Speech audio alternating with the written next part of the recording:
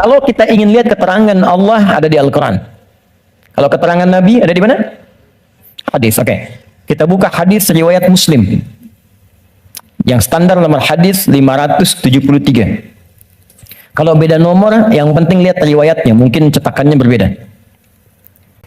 Sunnah pertama, selesai menunaikan salat itu istighfar. Dari kalimat astagfirullah. Apa itu istighfar? Istighfar itu gini. Asalnya katanya ghafara, ghain, fa, kemudian ra, ditambah ista. Setiap ada ista artinya minta. Ghafara itu mengampuni, ghufran ampunan, istighfar minta ampun. Di dalam Al-Quran, kalimat ghafara dan turunannya disandingkan dengan dosa. Dosa. Ya, turunan dari ghafara, ghafir. Ya, Quran surah 40 ayat 3. Ghafiri dzambi wa qabilit taubi. Dari ghafir ada ghaffar, ghaffar. Quran surat Nuh ayat ke-10, faqultu astaghfiru rabbakum innahu kana ghaffara. Dari situ ada ghafur. Pernah dengar kata ghafur? Innahu huwal ghafurur rahim. Ada ghafir, ada ghaffar, ada ghafur. Semuanya menunjuk pada nama Allah yang mengampuni orang berdosa dengan semua tingkatan yang berbeda-beda. Kalau dosanya relatif kecil, tapi maaf, sekecil-kecilnya dosa juga. Kalau dosanya relatif kecil, ghafir. Agak menengah, ghaffar. Maaf, semakin terkumpul, ghafur diturunkan. Sampai manusia dipaksa, sebanyak apa sih dosamu? Kalau aku sudah turunkan nama yang paling tinggi untuk mengampuni semua dosa, dan engkau belum taubat juga, berarti bukan aku yang salah, kata Allah. Kamunya yang nggak pengen berubah. Jadi teman-teman, mohon maaf ya, justru nama-nama ini menunjukkan kepada kita Allah membuka jalan, peluang pada setiap orang untuk berubah jadi baik. Nggak ada manusia yang sempurna. Fala tuzakku anfusakum, kata Allah, jangan merasa diri paling baik, jangan merasa paling suci. Semua orang pasti pernah punya salah. Saya pun mungkin sekarang kelihatan bagusnya aja karena aibnya nggak dibuka. Kalau dibuka mungkin ada katakan nih, ternyata ustadz ini buruk juga, ustadz ini kotor juga. Jadi ini peluang dalam Al-Quran menawarkan, ayo berubah jadi baik. Semua orang pasti pernah punya masa lalu yang kelam. Tapi orang hebat itu yang bisa merubah yang kelam menjadi lebih baik di masa datang. Karena itu orang hebat disebutkan dalam Al-Quran, orang yang ketika dia merasa salah, dia berubah menjadi soleh. Karena itu dia ambil cara untuk tobat. Karena itulah Nabi memberikan isyarat, Allah sangat mencintai pelaku maksiat yang tulus bertobat dibandingkan orang soleh yang tidak pernah merasa salah. Catat itu. Di peluang jadi baik untuk semua. Di teman-teman pun kalau ada yang ingin ta'lim, jangan dilihat siapa dia. Oh dia ini, dia itu. Mungkin bergabung, barangkali dia lebih soleh dari orang yang pernah datang sebelumnya. Datang, rangkul, doakan. Insya Allah jadi baik. Ini turunkan. Tapi yang paling menarik teman-teman sekalian, nah fungsi istighfar yang pertama, kita minta ampun, artinya ada dosa. Dosa apa yang terjadi pertama kali pada orang yang baru selesai sholat? Kata para ulama, jangan berpikir yang besar-besar dulu. Mungkin dosa besarnya yang pertama kali terjadi pasca sholat, dosa yang harus ditutup dengan istighfar itu, dosa kurang khusyuk dalam sholat. Waktu diminta sholat khusyuk kan? Kata Allah suruh khusyuk kan? Wasta'inu bisabri wassalah wa innaha lakabiratun illa 'alal khashiin. Ayo salat, salat yang khusyuk. Hafidhu 'ala salawati wa salatil wusta wa qumu lillahi qanitin. Quran surah kedua ayat 238. Kata Allah kalau kamu salat yang khusyuk ya. Tapi berapa banyak dari sekian salat yang khusyuk? Bahkan baru takbir sudah kurang khusyuk. Allahu akbar, katanya Allah yang akbar. Katanya Allah yang besar. Tapi kok tiba-tiba pekerjaan jadi besar? Update status jadi besar. Ya, media sosial jadi besar, kendaraan jadi besar. Allahu akbar ingat mobil, Allahu akbar ingat IG, Allahu akbar ingat Facebook. Berarti kan sudah keluar dari konten kekhusyuan, kan? Nah, kita bisa tutupi. Jadi yang kurang-kurang dalam salat itu, salah satunya diampuni oleh Allah kekurangan itu dengan istighfar. Jadi istighfar yang pertama kita lakukan bisa menutup kekurangan-kekurangan dalam salat yang kita kerjakan. Jadi kalau ada yang kurang khusyuk dalam salat, selesai itu dengan istighfar kita. Astagfirullah, astagfirullah, astagfirullah. Paham sampai sini? Oke, satu. Dua, bagaimana bacaannya? Teman-teman sekalian, bacaan istighfar itu bergantung pada kadar dosa dan jenis kesalahan yang kita perbuat. Misal, kalau yang standar tadi, ini kan standar. Ingat cara membaca hadis Nabi itu begini, jangan pakai terjemahan. Lihat dengan ilmunya. Jadi kalau Nabi katakan ini bukan berarti harus begini saja, kalau yang lain tidak. Bukan, kumpulkan dulu semua referensinya, baru kita lihat. Yang tadi, yang singkat, itu bacaan standar. Astagfirullah, astagfirullah, astagfirullah. Itu standar. Standar kita baca untuk menutupi kekurangan dalam salat. Tapi kalau kita ingin memohon kepada Allah dengan istighfar itu real, nyata, menggugurkan dosa yang kita kerjakan, maka coba oleh antum diingat dulu, punya jenis dosa apa yang kita kerjakan dalam kehidupan. Ya, saya beri contoh 3 dalam Al-Quran. Sebenarnya nggak terlampau banyak ya. Dosa standar. Apa dosa standar itu? Ya standarnya memang sering berdosa. Contoh, mata fungsinya apa? Oh kan? Lupa kan? Oh, sudah lupa suka nggak ingat dong. Mata itu untuk kita bukan melihat, tapi melihat yang baik-baik. Ingat, melihat yang baik-baik. Teruskan kalimatnya. Kalau melihat saja, semua dilihat. Tapi ketika Anda ikutkan melihat yang baik, berarti ada yang boleh dilihat, ada yang tak boleh dilihat. Yang baik itu yang dilihat. Ketika mata melihat yang tak baik, berarti salah. Kalau salah, berpeluang dosa. Gambar tak baik, nggak boleh dilihat. Tayangan tak baik, nggak boleh dilihat. Digi, maaf sekali kalau kurang menyenangkan kalimatnya, tapi karena saya sayang dengan Anda. Saya sayang, saya khawatir nggak bisa berjumpa di suatu saat nanti. Dan saya nggak tahu saya pun di mana. Tapi karena saya sayang pada Anda, saya sampaikan kalimat ini. Kalau dipandang saya nggak boleh, apalagi dilakukan, maka jangan jadi pelakunya. Melihat aurat orang saja yang tampaknya nampak, nggak boleh dilihat, terus Anda jadi pelakunya, jadi bintangnya gitu. Maka berapa banyak dosa Anda kumpulkan dari situ? Nah, jadi ketika mata saja, ini kan mata peluang melihat yang tak baiknya banyak. Ya, Anda keluar dari sini, Videoton muncul. Jangankan keluar, buka handphone ada gambar, WhatsApp ada iklan. Anda lihat status, yang lihat status istri orang. Terus sebaliknya. Ya, salah? Tidak. Tapi kalau syahwat datang, jadi keliru. Salah bicara, coba tunjukkan pada saya. Sampai jam sekarang saja, teman-teman, jam 11 ini, berapa kali mata salah lihat? Telinga salah dengar. Pikiran salah menangkap. Lisan salah bicara. Sampai ujung kaki. Maka untuk menutup itu ada zikir standar yang kalau dibacakan kita memohon kepada Allah, lisan yang salah tempat, mata yang salah tempat, telinga yang salah fungsi bisa ditutup oleh Allah dosa-dosanya. Salah menempatkan sesuatu disebut dengan zalim namanya. Zalim itu keliru menempatkan sesuatu bukan pada tempatnya. Gelas untuk minum, gayung untuk mandi. Ada orang mandi pakai gelas, minum pakai gayung. Zalim. Mata melihat yang baik, ketika dipakai melihat yang tak baik, zalim namanya. Maka ada zikir untuk menutup perbuatan zalim dan minta rahmat kepada Allah untuk mengampuni dosa-dosa yang tertuang dalam perbuatan zalim itu. Itu di Quran surah ke-7 ayat ke-23. Dan zikir itu sudah diajarkan oleh Nabi Adam sejak pertama turun dari surga ke bumi. Rabbana zalamna anfusana wa illam taghfir lana wa tarhamna lanakunanna minal khasirin. Quran surah ke-7 ayat 23. Kalau teman-teman pengen baca untuk menutup dosa-dosa itu, kita tahu nih banyak dosa misal. Atau mohon maaf saya tes dulu atau saya tes lagi. Barangkali ada yang merasa dosanya masih sedikit. Yang nggak punya dosa hari ini siapa? Boleh angkat tangan. Oke. Yang sedikit, yang banyak. Kayak saking banyaknya kita sulit angkat kan? Karena merasa ada, karena standar. Ini apalagi sekarang peluangnya banyak tuh. Saya barusan protes tuh di pagi tadi. Saya mengingatkan pada media-media. Kenapa sih sekarang banyak menampilkan yang buruk-buruk tayangannya? Sehingga jadi tutorial maksiat gitu. Sekarang maksiat tuh ada tutorialnya. Coba Allahu Akbar. Saya di jalan aja mau ke sini, buka berita isinya pembunuhan, perampokan, gini itu. Apa nggak ada yang baik-baik diberitakan? Orang itu kan apa yang diberitakan, pasti itu yang dilihat. Jadi kalau Anda membuat tayangan bagus punya dilihat juga. Jadi kalau bisa bikin yang soleh, kenapa membuat yang salah?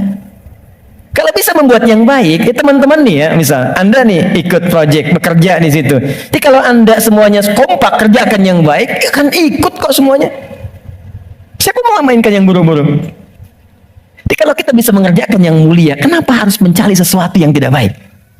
Nah, sekarang kita sendiri ketika mengerjakan diingat, ini baru hari ini, belum sebelumnya.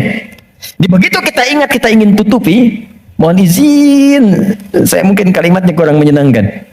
Setiap kita akan yakin akan meninggal, pasti akan wafat, pasti. Teman-teman pernah ingat nggak? Kita mengaji dari tahun berapa sampai sekarang? Coba hitung satu-satu di antara kita. Apakah ada yang selama kita awal mengaji masih ada orangnya sekarang? Mungkin sebagian sudah nggak ada. Mungkin kita salatkan sama-sama bahkan. Atau kalau bukan dia, kerabatnya yang pulang duluan. Kita akan menyusul. Kita yakin suatu saat kita akan disolat, kita akan pulang. Nah, sekarang kita yakin kita akan wafat, tapi kita nggak punya bekal untuk pulang. Anda mudik bulan Ramadan aja, ke Idul Fitri, Anda nggak punya bekal, kan nggak berani mudik Anda. Kenapa nggak mudik Pak? Nggak ada bekal. Sekarang kita mau kembali kepada Allah dan Anda merasa, saya merasa, kita merasa kurang bekal. Bagaimana cara kita pulang? Maka yang standar tadi kita perbaiki. Maaf ya, maaf. Kan tidak ada aibnya kita istighfar. Jadi baik itu salahnya apa sih? Mata kan sama-sama melihat juga. Telinga sama dengar juga. Jadi kalau kita bisa mendengar yang baik, kenapa harus mengerjakan yang tidak baik? Maka kita koreksi, kita bacakan Rabbana zalamna anfus. Ya Allah, kami selama ini salah. Anfus itu diri. Saya salah menempatkan tubuh saya. Saya mengakui mata saya salah lihat. Saya mengakui telinga saya salah dengar. Sampai ke kaki saya, Allah, saya mengakui itu semua. Wa illam taghfir lana ghafar.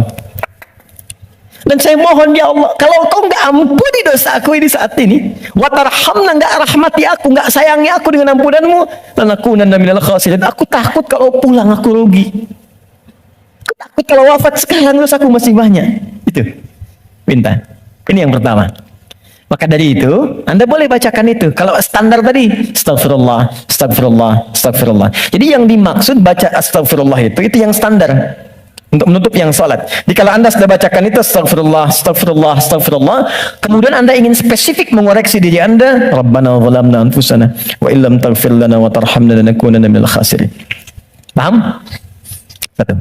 Dua, saya beri contoh yang lain. Ada zikir istighfar yang terkait dengan kurang sabarnya saat mendapati ujian. Sampai Anda berkata, ya Allah, kenapa mesti saya? Ya Allah, saya kan pengen hijrah, kenapa banyak masalah? Ya Allah, kenapa pekerjaan saya nggak pernah sukses? Ya Allah, kenapa rumah tangga saya jadi begini? Saya kan pengen berubah. Itu pernah terjadi di masa Nabi Yunus alaihissalam. Nabi Yunus Dzannun pernah diuji oleh Allah. Jadi Anda bayangkan, Nabi aja yang jelas surganya itu diuji. Masa kita yang belum jelas surganya nggak pengen ujian? Hah? Oke, jadi teman-teman sekalian, kita kembalikan Quran surah ke-21 ayat 87 sampai 88. Wa dhannuni idh dhahaba mughadiban wa dhanna an lan naqdira alaihi. Dan aku perkenalkan, kata Allah, aku buka kisah Dzannun, Yunus alaihissalam. Ya, aku tugaskan. Jadi Yunus punya tugas alaihissalam berdinas di bumi sebagai rasul. Tantangannya nggak mudah. Maaf ya, ada yang kemudian mencela, ada yang menghina, ada yang menghujat, sampai naik ke kapal, sampai dilempar ke laut, sampai ditelan ikan paus. Puncaknya, sampai puncaknya. Saya mau tanya pada Anda, kalau ditelan ikan paus, kira-kira pengap atau tidak? Sudah pernah masuk? Gelap ya? Kita bayangkan, gelap, pengap, sulit kan? Tapi, yang ingin saya katakan begini, Nabi Yunus pada saat itu muncul sisi kemanusiaannya.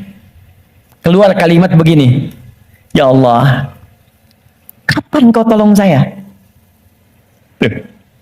Idzaba mughadiba fa dhanna an lan naqdir alaih. Dia kira kami nggak akan tolong. Dia berkata, ya Allah, kapan tolong saya? Kemanusiaannya. Cuman karena beliau nabi dan rasul, punya sifat maksum, maka diturunkanlah bimbingan oleh Allah untuk menjaga beliau supaya terbebas dari kesalahan. Dijaga. Itu sifat maksum dari nabi dan rasul.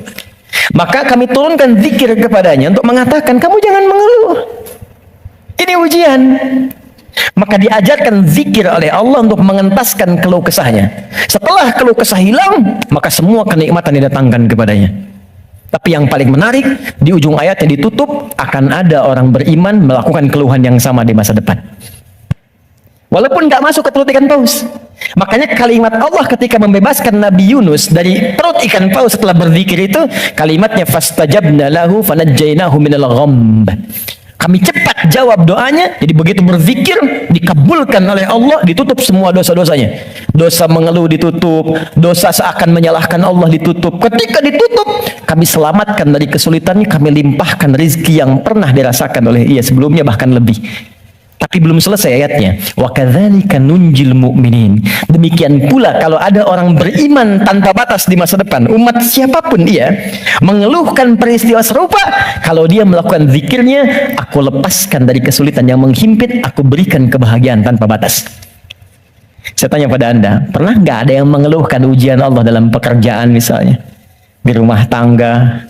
Ya Allah, kenapa mesti saya? Ya Allah, why me? Kata Allah, why not? Ya Allah, kapan ini berakhir? Sebentar lagi. Ya Allah, ya Allah, ya Allah, kenapa saya? Ya Allah, saya kan pengen baik. Udah pengen hijrah, bagus, datang ke masjid, tampilan bagus, sendal paling bagus, pulang hilang sendal. Udah aja gitu kan. Dan kita menuntut. Ya kata Allah tuh, kamu ini bagaimana? Nabi dulu aja diuji. Tapi Allah turunkan zikir untuk menghilangkan itu semua. Sebelum sampai pada zikirnya, teman-teman sekalian, Allah turunkan standar menghadapi ujian semacam ini. Ini pernah saya sampaikan sebelumnya. Jadi untuk menguatkan teman-teman dan saya serta kita semua, di standar ujian itu gini. Dan banyak kata Allah gagal melewati ujian itu bukan karena kurang pintar, tapi nggak belajar cara melewatinya. Surga dekat dengan Allah, ternyata kuncinya disebut dengan sabar. Kuncinya apa? Sabar. Ketika seorang masuk surga, maka kalimat pertama dari malaikat ucapannya selamat karena Anda punya kunci sabar untuk masuk ke sini. Itu di Quran surah ke-13 ayat 24. Salamun alaikum bima sabartum fa ni'ma uqbaddar. Selamat Anda sabar. Karena punya sabar, Anda bisa menikmati segala kenikmatan yang telah dipaparkan di surga ini. Yang ingin dekat dengan Allah, ternyata kuncinya pun serupa, sabar. Dalilnya Quran, surah kedua, ayat 153. Innallaha ma'as sabirin. Allah bersama orang-orang sabar. Di saya membuat persamaan begini, surga sama dengan dekat dengan Allah, sama dengan sabar. Sekarang, persamaan sabar dalam Al-Quran, sabar bersanding lurus dengan ujian, dengan masalah. Dalilnya Quran surah kedua ayat 155 paling kiri sebelah atas. Walanabluwannakum bisyai. Kami akan uji siapapun yang hidup. Jadi sepanjang hidup pasti akan mengalami ujian. Kalau persamaan berikutnya, ujian sama dengan hidup. Jadi kalau kita baca persamaan secara terbalik, orang hidup pasti mendapat ujian. Persamaan terbaliknya, orang yang tidak ingin dapat ujian sama dengan tidak ingin hidup. Nah, sekarang saya tanya lagi, siapa yang tidak ingin punya masalah? Boleh angkat tangan? Anda maunya apa? Oke, sekarang lihat kembali. Fokus baik-baik. Jadi setiap orang hidup pasti diuji. Kalau nggak hidup, baru nggak dapat ujian. Sepanjang hidup itu pasti ada masalah.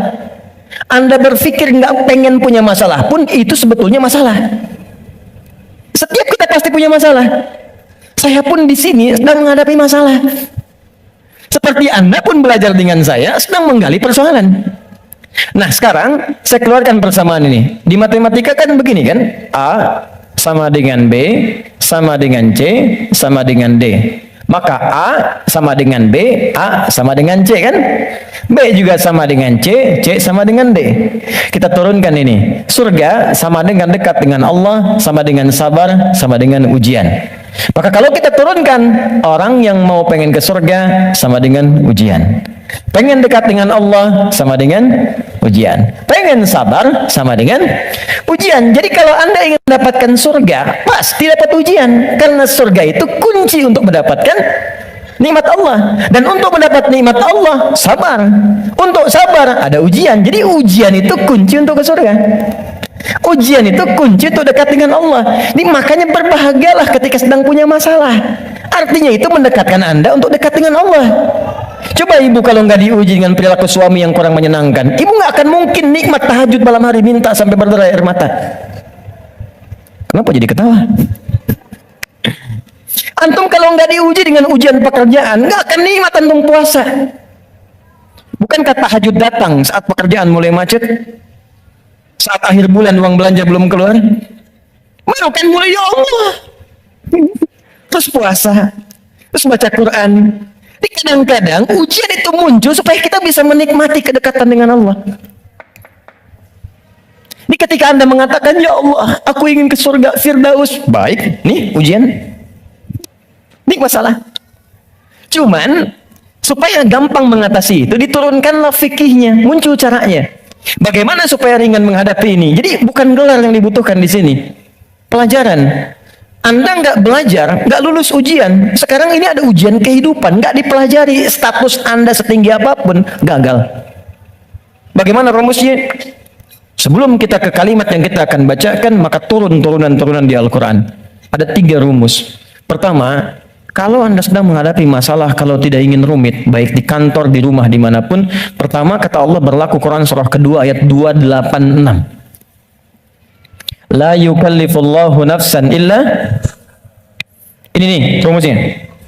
Prinsip pertama, tolong tanamkan dalam jiwa kita. Mustahil Allah menguji seorang hamba di luar batas kemampuannya. Kalau kita bahasakan ini ke dalam bahasa psikologi, itu akan menenangkan jiwa kita. Jadi kalau Anda sedang diuji, katakan kata Al-Quran, bisa, mampu. Karena mustahil Allah menguji kalau Anda nggak mampu. Teman-teman maaf ya, yang mampu itu Anda, bukan saya. Ketika Anda punya masalah sebesar apapun sekarang, Anda mampu, saya tidak. Karena itu Anda yang diuji, bukan saya. Allah menilai Anda mampu. Kenapa Anda pesimis? Allah menciptakan kita mengatakan Anda mampu. Kenapa kita yang diciptakan pesimis? Nikmati saja, katakan pasti bisa. Mampu saya. Kita yang punya ayatnya, orang Jepang yang praktekan. Bahkan dia bikin benteng Takeshi. Kamu bisa, kamu bisa, kamu bisa. Hanya untuk menaklukkan Takeshi. Kita punya, saya senang baca ya, senang baca dulu lihat. Nonton tidak. Cuma saya senang lihat baca apa gitu kan. Baca saya tahu. Son Goku, musuhnya Piccolo, penulisnya Sasuke Watanabe, saya tahu itu. Ya. Nah, jadi tapi bacaan saja ya. Liverpool kalah 2-0 sama Chelsea, saya tahu nih. Nah, balik sini. Kembali ke awal tadi. Jadi itulah ujian. Kita mampu. Yang kedua, rumus kedua, Quran surah kedua Al-Baqarah di pertengahan ayat.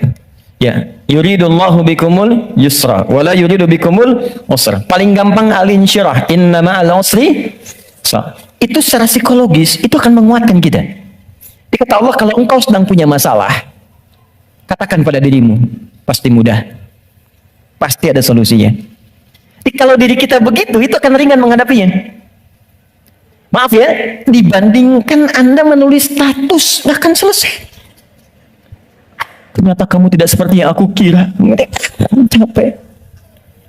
Udah aja, pasti selesai, pasti bisa. Nah sekarang persoalannya, cara kita mengatasinya, ikhtiarnya bagaimana sekarang? Nah supaya kuat, maka kadang-kadang ada tindakan yang keliru, kadang mengeluh, kadang curhat nggak jelas, kadang cerita ke orang, alih-alih kemudian kita mengadu kepada Allah, atau puncaknya malah menyalahkan Tuhan. Maka diturunkan oleh Allah sebuah zikir lewat lisan Nabi Yunus alaihissalam yang kalau dibacakan Seketika Allah tenangkan keadaan jiwa, dibuang keluh kesah, dan langsung diberikan jalan terbaik untuk mendapatkan nikmat yang diharapkan. Apa bentuk zikirnya? Quran surah ke-21 ayat 77-nya. Wa nada fil zulumati alla ilaha illa anta subhanaka inni kuntu minadh. Itu zikirnya. La ilaha illa anta subhanaka inni kuntu minadh zalimin. La ilaha illa anta subhanaka inni kuntu minadh zalimin. Ini umum. Bisa di jabatan mungkin kurang menyenangkan, bisa di harta benda, bisa di persoalan. Nabi Yunus kan dia menjabat sebagai rasul, cuman dikerjai oleh orang, dilempar ke perut ikan paus sampai keluar. Bahasa Qur'annya, wa kadzalika nunjil mu'minin. Kalau ada orang beriman berzikir seperti sama yang dikerjakan oleh Yunus, kami selamatkan ia seperti kami selamatkan Yunus alaihissalam. Boleh dikerjakan pasca salat. Langsung perintahnya di Al-Quran. Jadi kalau secara pribadi bacakan Rabbana zalamna anfusana, zikir terkait tadi bacakan ini. Bonusnya ada juga kan penyakit yang suka memvonis diri. Ya Allah, aku kok malah sakit begini? Kenapa mesti aku yang sering tahajud, sering puasa? Kenapa begini? Lakukan zikir Nabi Ayyub alaihissalam. Bukan hanya diberikan ketenangan pada jiwa, bahkan diberikan kesembuhan. Diberikan kesembuhan. Saya berani mengatakan ini karena saya coba praktekkan di kalangan teman-teman spesifik dan hasilnya 100%. 100%. Ini ada saudara kita yang sedang ikut karantina dari Goa, cukup jauh, Makassar ke sana, 30 orang, rata-rata di atas 50 tahun, 53, 57, sekian, sekaligus pendidikan imam. Sekarang di Sukabumi. Ada di antara mereka yang matanya satu nggak ngelihat, satu. Coba saya sampaikan pesan Al-Quran ini, saya datang, saya kunjungi ke sana, saya sampaikan, gini cara menghafal, Anda bacakan doa ini sebelum menghafal ini, setelah menghafal ini. Kalau ada hajat khusus, cari di Al-Quran. Saya tunjukkan beberapanya. Tahu apa yang terjadi? 2-3 hari ke belakang saya dapat berita, ternyata yang nggak melihat ini, hari pertama, kedua, ke-13, ke-14, ke-15 tiba-tiba remang-remang melihatannya. Begitu masuk hari selanjutnya dia buka kamar mandi masih pakai handuk, langsung ada cahaya. Ini nyata. Kelihatan semua benda yang di situ. Bisa melihat kembali. Dia keluar seketika, dia langsung sujud. Bersyukur kepada Allah Subhanahu wa taala. Ini kisah nyata, saya tidak mengarang. Nanti mungkin sebentar lagi ke depan akan kita sampaikan untuk share kepada yang lain. Ada kemuliaan. Jadi kalau makhluk mengatakan mustahil, itu tanda dari Khalik, tinggalkan makhluk, minta pada Allah. Nah, ada zikir Nabi Ayyub alaihissalam untuk menghilangkan keluh kesah ketika sakit. Itu di Quran surah ke-21 ayat 83 sampai 84. 84 jawabannya. Wa ayyuba idh nada rabbahu, zikirnya anni massaniya dhurru wa anta arhamur rahimin. Allahumma anni massaniya dhurru wa anta arhamur rahimin.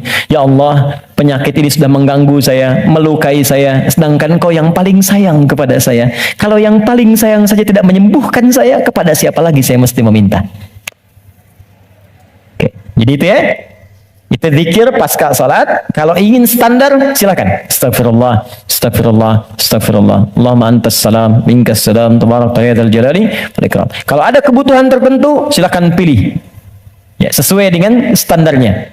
Kalau tobat umum dengan ini ingin dipanjangkan, silakan. Astagfirullahalazim alladzi la ilaha illa huwal hayyul qayyum wa atubu ilaih. Boleh. Nah, cuma cara bacanya seperti apa? Karena banyak orang baca itu pun tidak mendapatkan hasil yang diinginkan. Maka terakhir, cara berzikir seperti yang digambarkan dalam Al-Quran dan hadis-hadis Nabi Sallallahu Alaihi Wasallam. Oke, ini bagian terakhir. Setelah itu kita jeda sebentar, kita diskusi kalau ada yang mau ditanyakan. Kemudian nanti kita urutkan selanjutnya kemana amalan-amalan berikutnya.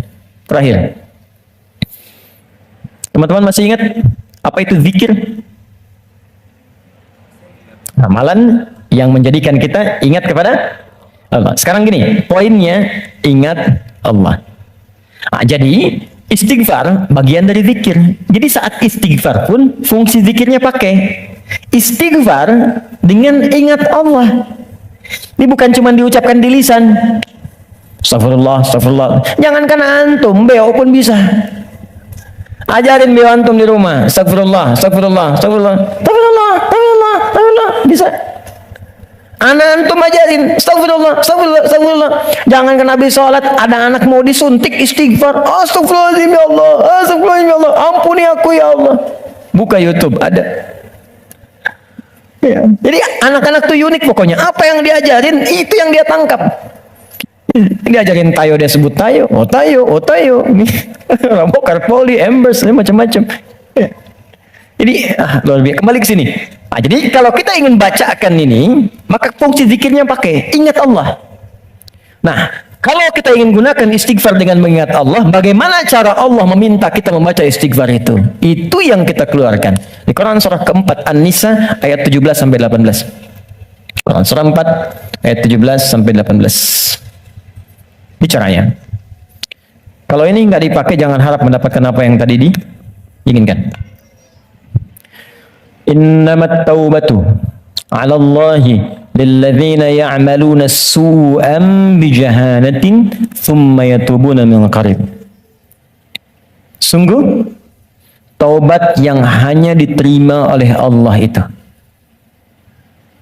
Jadi di sini ternyata berzikir dengan istighfar disandingkan dengan kalimat taubat.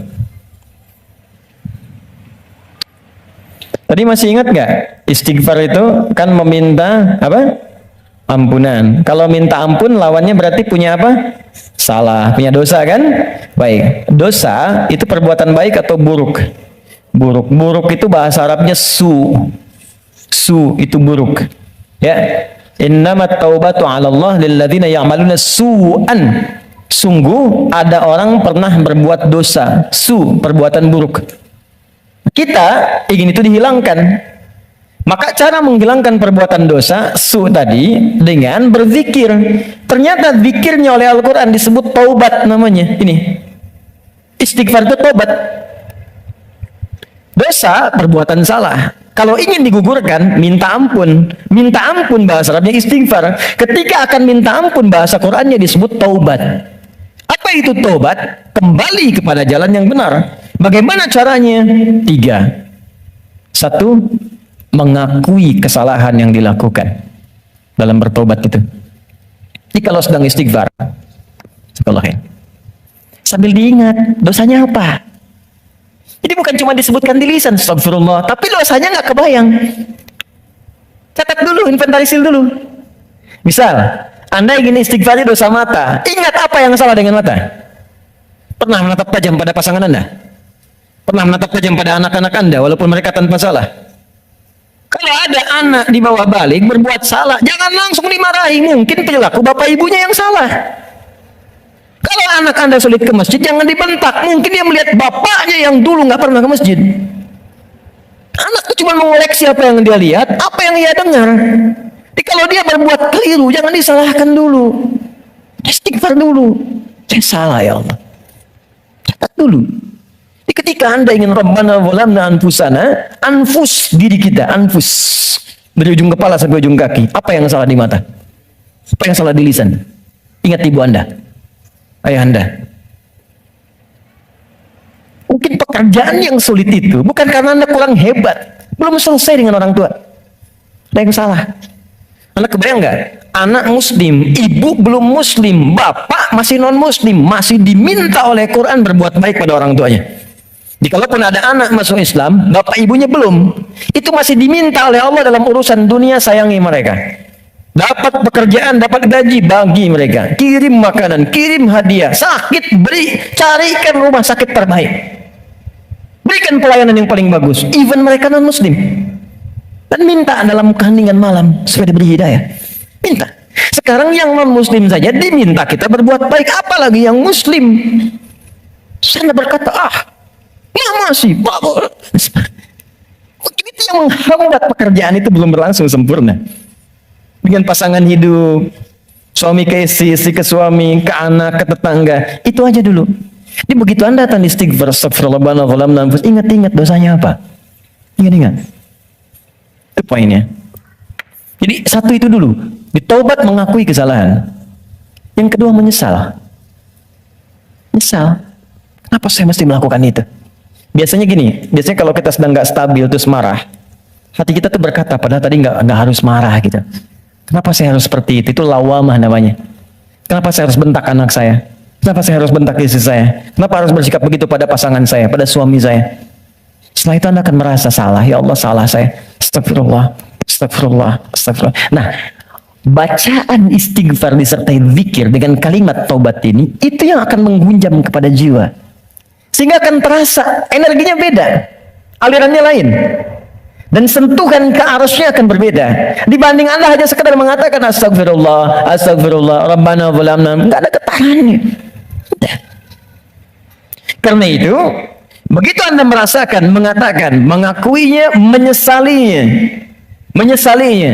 Kata para ulama, bayangkan kalau Anda masih merasa mengerjakan itu, bayangkan seketika diwafatkan. Sesali itu, terakhir, mengganti itu dengan perbuatan yang lebih baik. Ganti dengan yang baik. Akui, sesali, ganti dengan yang baik. Karena itu di Quran itu ketika ada kata taubat selalu diiringi setelahnya umumnya dengan kata aslah. Faman taba wa aslaha. Ya, taba wa aslaha wa aslaha. Orang taubat yang benar itu yang mampu mengganti perbuatan buruknya dengan yang lebih baik. Di setelah istighfar, lisannya nggak kasar lagi. Alih-alih mencela, sekarang jadi kata-kata yang mulia, kata-kata cinta yang keluar. Dengan teman-teman juga begitu, mata jadi baik, telinga jadi baik sampai ke ujung kaki. Itulah tobat yang benar. Jadi kalau esensi istighfar kita mau benar, ini teman-teman gini ya, kalau ini dipraktekkan satu aja, jadi orang baik kita. Satu aja, jadi orang baik. Lalu apa yang kurang baik dalam Islam? Nggak ada, Pak. Makanya jangan sembarangan menyebut Islam. Ini sekarang banyak di luar orang bikin isu tentang Islam, cuman salah. Cara berpikirnya keliru. Sekarang kan yang disebutkan Islam semua, Islam radikal. Jadi angin membangun persepsi Islamnya memang radikal. Kalau ada yang radikal, bukan Islamnya, Muslimnya yang keliru, orangnya. Dan logika berkata begini, ini hukum logika di ilmu mantik, ilmu logika. Ini ada A misalnya, satu ajaran. Diajarkan di 1, 2, 3, 4. Ajaran di 1 jadi baik, 2 baik, 3 baik, 4 tidak baik. Maka jangan langsung disalahkan A-nya. Dilihat mungkin ini yang salah belajarnya. Jadi kalau peci Anda tidak cukup dengan kepala, jangan dipotong kepalanya. Cari ukuran peci yang sesuai. Ini poinnya. Nah sekarang ini banyak sekali orang yang salah belajar tentang Islam, sehingga keluar perilaku yang tidak baik, yang disalahkan Islamnya. Celakanya dibangun opini dengan kalimat Islamnya. ISIS misalnya. ISIS itu kan disebutkan Islamnya. Islamis, sehingga seakan-akan Islamnya buruk. Saya kemarin membuat statement begini. Ya, tak kenal maka ta'aruf, bukan tak sayang. Ta'aruf. Jadi tidak selalu kenal mesti sayang. Ya. Anda kenal dengan istri tetangga kan tidak harus sayang. Kenal ya kenal saja. Tak kenal maka ta'aruf. Kenalan kan? Anda tak tahu Senayan, datang ke Senayan kan? Anda tak tahu Afiara, datang ke sini. Anda tak tahu Ustadz Fulan, datangi, dengar, lihat. Anda tak tahu Islam, masuk aja dulu. Ya masuk aja dulu ke Islam. Masuk aja, lihat. Terus ikutin sholat, ikut baca Al-Quran, ikut belajar puasa. Yakin saya, begitu masuk gak akan keluar. Kalau benar belajarnya. Kalau belum siap masuk dengan pintu syahadat, lewat belajar dengan pintu sholat. Ikut-ikutan dulu pakai jilbab.